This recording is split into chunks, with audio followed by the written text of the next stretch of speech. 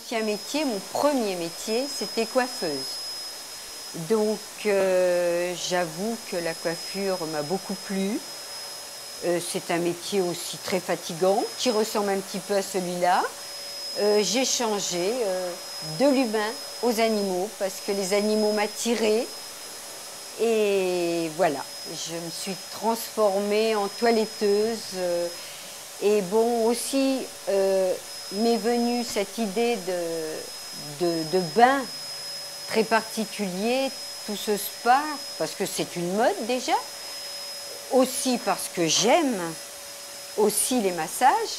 Je me suis dit, pourquoi pas nos animaux à quatre pattes, puisqu'ils font partie de plus en plus de notre vie. Et qu'il est vrai qu'on essaye de leur apporter un bien-être, beauté, sérénité, un petit peu comme nous-mêmes. Voilà, on transporte nos émotions à nos animaux, de plus en plus. Le toilettage, ça fait déjà 14 ans. J'ai 14 ans de toilettage, je ne suis pas très jeune, donc automatiquement j'ai eu beaucoup de coiffure aussi. Et puis, ça fait ça fait 3 ans que me germait cette idée de spa. Et ça fait 1 an déjà qu'il est mis en place.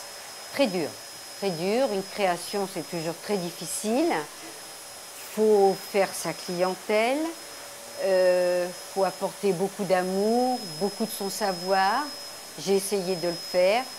Et maintenant, je crois que je suis bien implantée et j'espère que je donne beaucoup de satisfaction à mes clientes et surtout à mes petits animaux que j'ai en main.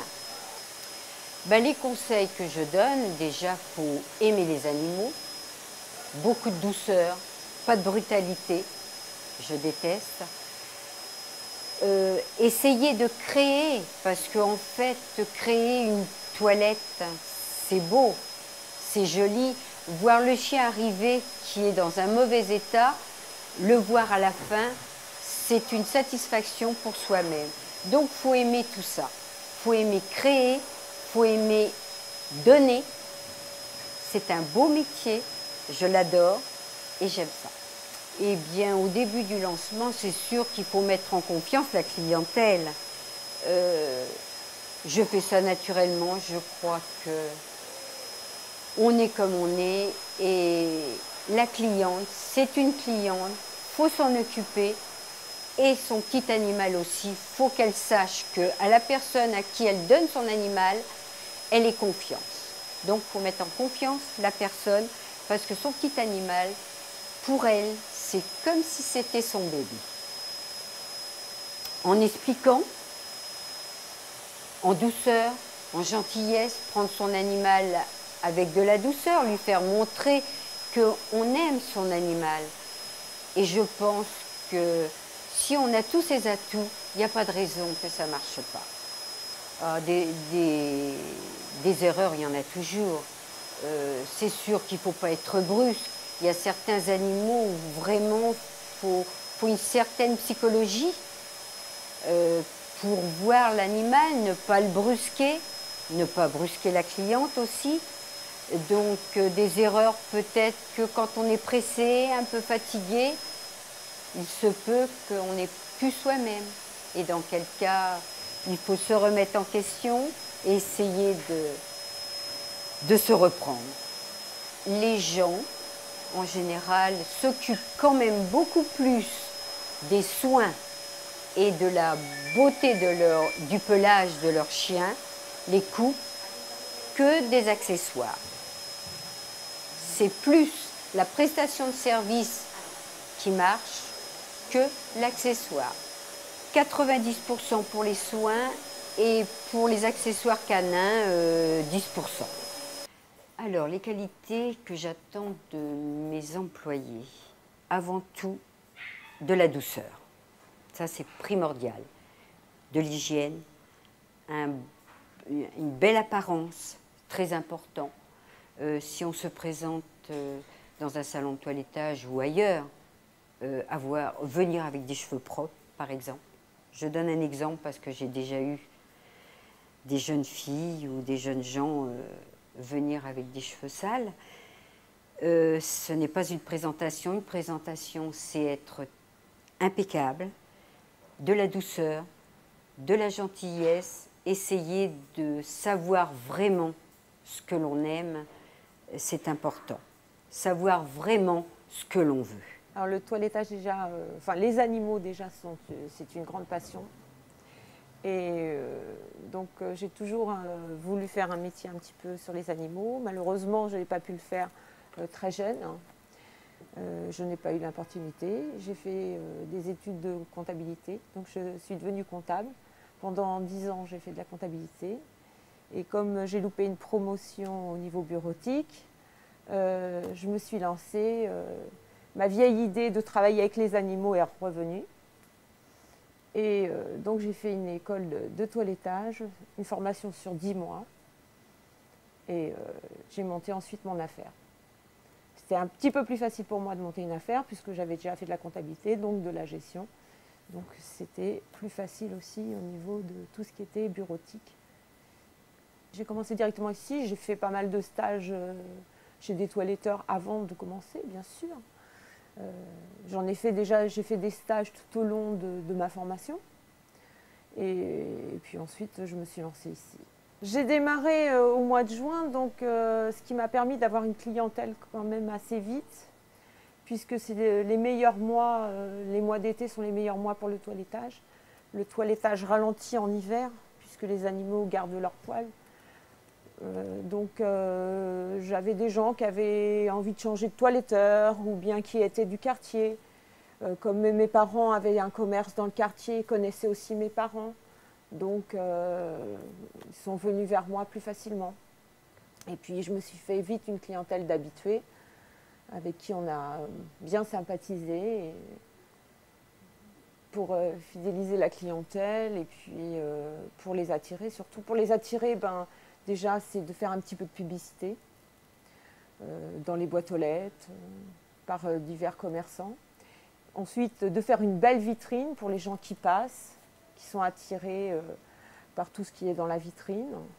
Et ensuite, le bouche à oreille, ça marche énormément. Si vous plaisez à un client, il va le raconter à un autre client qui promène son chien.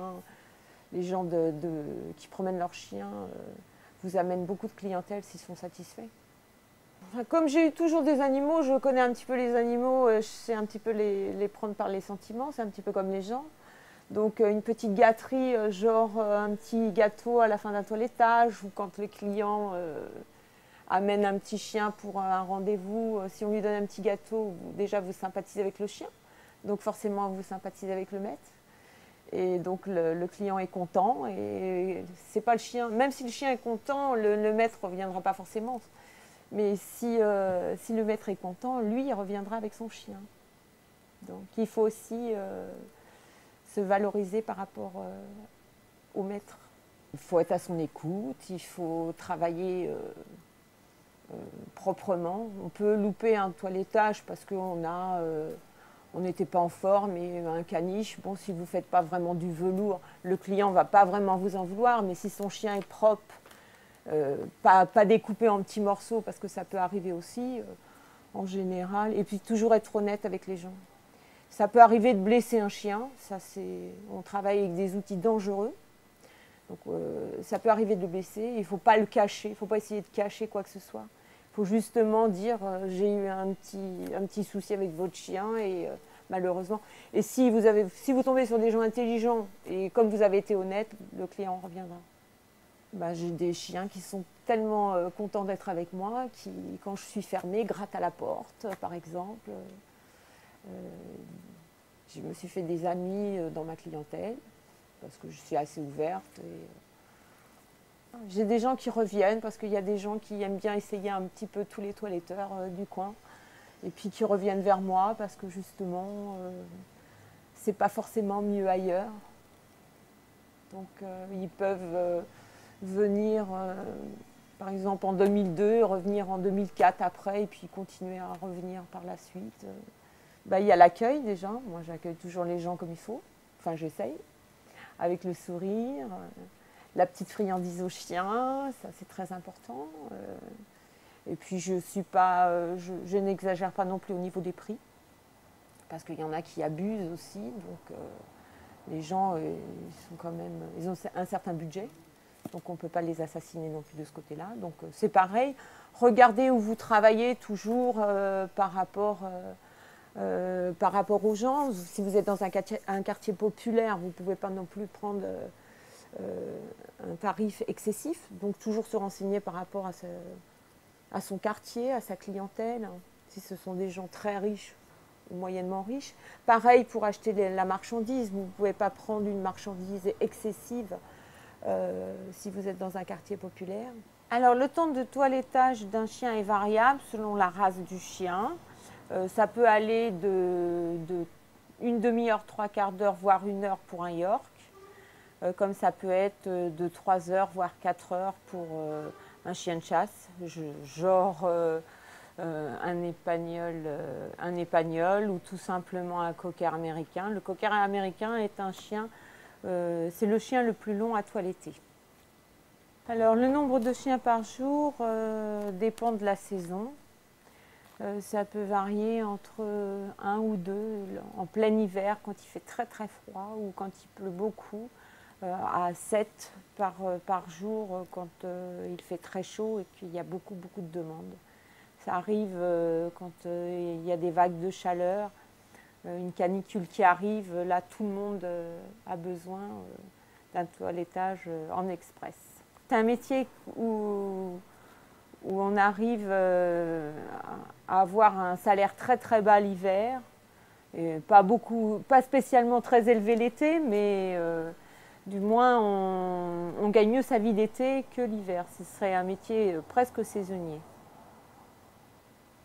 Alors le métier de toiletteur, ça demande plusieurs casquettes. Déjà, quand on est à son compte, on est chef d'entreprise.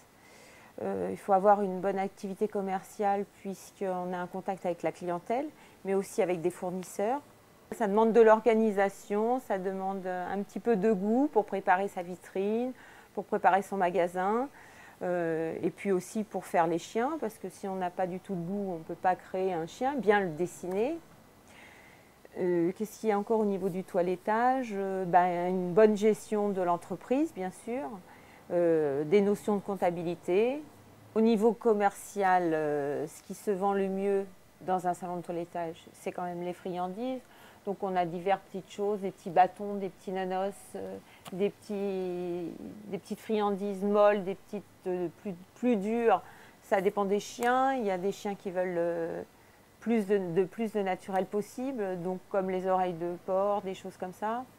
Ensuite, ce qu'on va vendre, si toutefois on fait cette activité-là, c'est les croquettes de n'importe quelle marque qu'elle soit, puisque les gens de ce quartier vont être habitués à telle marque.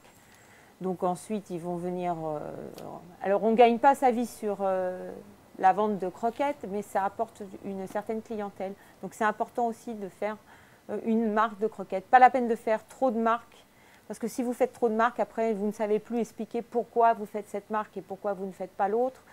Donc, il vaut mieux se limiter à une marque, voire 2 maximum, qui est complètement différente, plutôt que d'avoir un magasin rempli de croquettes et on ne saura plus où donner la tête. Ensuite, qu'est-ce qui se vend bien? Eh bien, les manteaux l'hiver, bien sûr, pour les petits chiens. Donc, pas avoir un stock trop important, ça ne sert à rien. Essayez de voir par rapport à sa clientèle. Si on ne fait que des petits chiens, on ne va pas s'amuser à acheter des grandes tailles. Maintenant, le conseil que je peux donner quand on ouvre une boutique, c'est de ne pas acheter trop en avance. Essayer de s'adapter à sa clientèle. Bien sûr, il faut un minimum de stock quand on commence. Mais le souci, c'est d'acheter de trop et ensuite on a trop de stock, un stock vieillissant et qui n'apportera rien puisqu'il y a des nouveautés tous les ans et il faut se mettre au goût du jour. Alors au niveau d'un salon de toilettage, bien sûr, il y a un maximum de clientèle chien, mais il y a aussi de la clientèle chat. Alors tous les toiletteurs ne font pas de toilettage de chat parce qu'un toilettage de chat c'est très dangereux, donc il y en a très peu qui le font. Moi, je le fais sur les chats dits à poil long, c'est-à-dire le persan. Pas forcément les baigner, mais soit les démêler, soit carrément les tondre parce qu'ils ont trop de nœuds.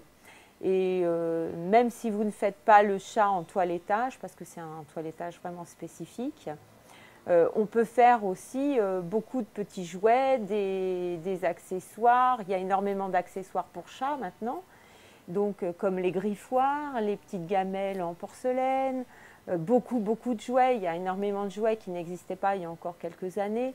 Donc nos amis les chats sont bienvenus aussi dans les salons de toilettage. Et mis à part ça, il y a une clientèle qui vient régulièrement demander aussi à couper simplement les griffes du chat. Donc ça, c'est vraiment pas difficile à faire. Il suffit de ne pas avoir peur du chat, tout simplement, d'appuyer sur les coussinets, de faire sortir la griffe du chat et de couper uniquement la pointe, cette petite partie blanche. Et donc, ne refusez pas un client qui demande qu'on coupe simplement les griffes de son chat, à part si c'est un chat excessivement dangereux. Mais c'est rare quand un chat arrive dans un salon de toilettage qu'il soit dangereux, rien que pour couper les ongles. Alors, dans les salons de toilettage, on va trouver quand même beaucoup de petites races de chiens, comme le York, le Shih Tzu, le Lhasa Apso, le caniche. Le caniche est un chien qui existe toujours, qui se démode un petit peu, mais qui existe toujours. La plus grande race qu'on va trouver au niveau d'un salon de toilettage, c'est quand même le York. Dans les grandes villes, c'est ce qu'on va trouver le plus. Maintenant, il y a d'autres petits chiens comme le bichon, etc. En toilettage, on ne fait pas que des petits chiens, on peut aussi faire des chiens moyens, comme tous les chiens dits de chasse. Le cocker, les épagnols, des choses comme ça, mais qui sont quand même sur les grandes villes moins courantes, et quelques gros chiens comme les bergers. Les bergers, moi-même dans ma clientèle, j'ai quand même quelques races de gros chiens, comme les bergers allemands ou les malinois, j'en fais quelques-uns aussi. Alors contrairement aux chiens qu'on a vus sur la vidéo tout à l'heure, ils ne sont pas tous gentils. Il y a des chiens qui ne sont pas très gentils, et voire même méchants, apeurés. Donc pour cela, il vaut mieux créer une petite fiche avec le nom du chien, sa race, éventuellement son âge. Et comme ça, vous avez toujours un suivi du chien. Et également, bien sûr, la coupe que vous lui avez fait. Parce qu'il y a énormément de gens qui aiment que leur chien soit toujours toiletté de la même façon, et ça évite de répéter. Parce que si vous faites un chien tous les mois, vous connaissez votre chien, vous savez toujours comment il est toiletté, mais si c'est un chien qui vient tous les 3, 6, voire même un an, vous